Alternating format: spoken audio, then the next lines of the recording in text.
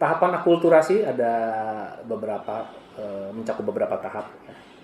Itu ada awalnya disebut adopsi. Ya. Yang disebut adopsi di sini adalah saat unsur budaya asing. Kita ambil contoh yang tadi adalah candi. Ya. Candi sebagai artefak agama Hindu dan Buddha itu masuk, ya.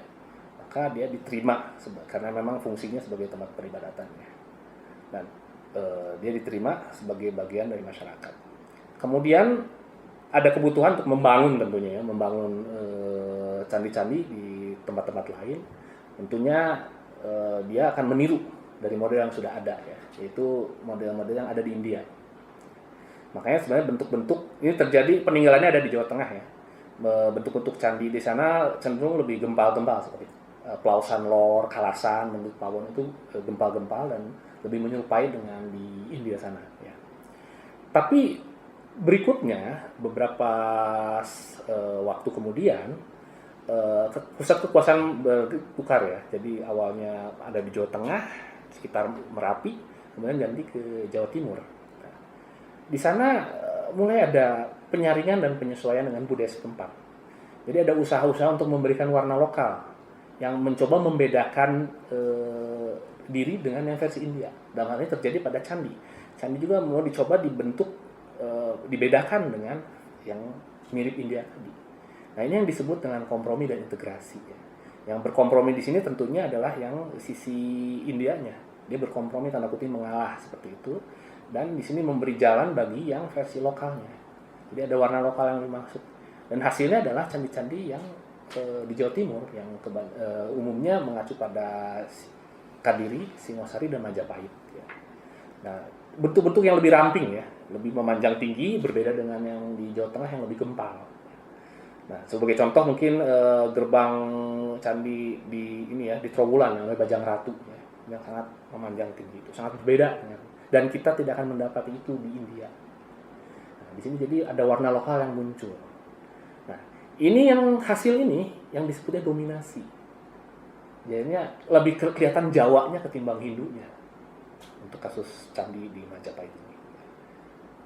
Dari situ sebenarnya akulturasi sudah beres, tapi ini membuka jalan bagi tahap berikutnya yang sebutnya kreasi.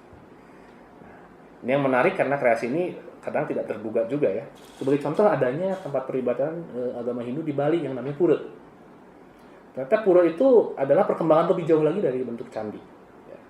Apabila candi itu sifatnya vertikal ke atas ya, itu terdiri dari 3 struktur, yaitu strukturnya 3 bagian, yaitu kaki, badan, dan kepala. Nah, ternyata struktur tersebut yang tadinya ke atas direbahkan ke belakang, dan itu terjadi pada pura. Pura juga sama, strukturnya terbagi 3, ada yang depan, tengah, dan belakang. Belakang itu yang dianggap adalah dari kepala candi itu. Nah, ini adalah bentuk kreasi yang sama sekali baru ya, dalam artian dia kelihatan jejaknya memang dari candi, tapi ini munculkan suatu bentuk baru. Ini adalah kelanjutan dari akulturasi. Nah, itu mungkin yang menarik dari akulturasi, dia membuka peluang baginya munculnya artefak-artefak baru dalam kebudayaan. Banyak sekali contoh akulturasi dalam kebudayaan Indonesia ya. Kalau kita ambil contohnya misalnya di Pulau Jawa ya. Misalnya keraton yang sekarang berdiri ya, keraton-keraton misalkan di keraton di Surakarta, Solo, atau di Jogja ya, dimana itu mencirikan adanya akulturasi. Sebagian kita lihat seperti bangunan barat, tapi sebenarnya dia struktur dalamnya itu denahnya mengikuti kosmologi Jawa ya. Jadi itu jelas adanya akulturasi. Begitu juga dalam pakaian ya, pakaian resmi, pakaian busana adat, busana keraton misalkan Sultan Hamengkubuwono ya di Jogja, di mana dia mengadopsi, sebenarnya kalau kita lihat atasnya itu adalah adopsi dari busana barat, sebenarnya tuxedo itu ya, yang disebut beskap itu sebenarnya mewarisi baju barat tuxedo ya. Kemudian ada topi atau sebutnya kuluk gitu ya, yang meninggi ke atas, itu sebenarnya adopsi juga dari Turki ya, makanya Turki bedanya merah gitu ya, seperti itu. Dan sebagainya. Tapi kita lihat masih menggunakan jarik ke bawahnya.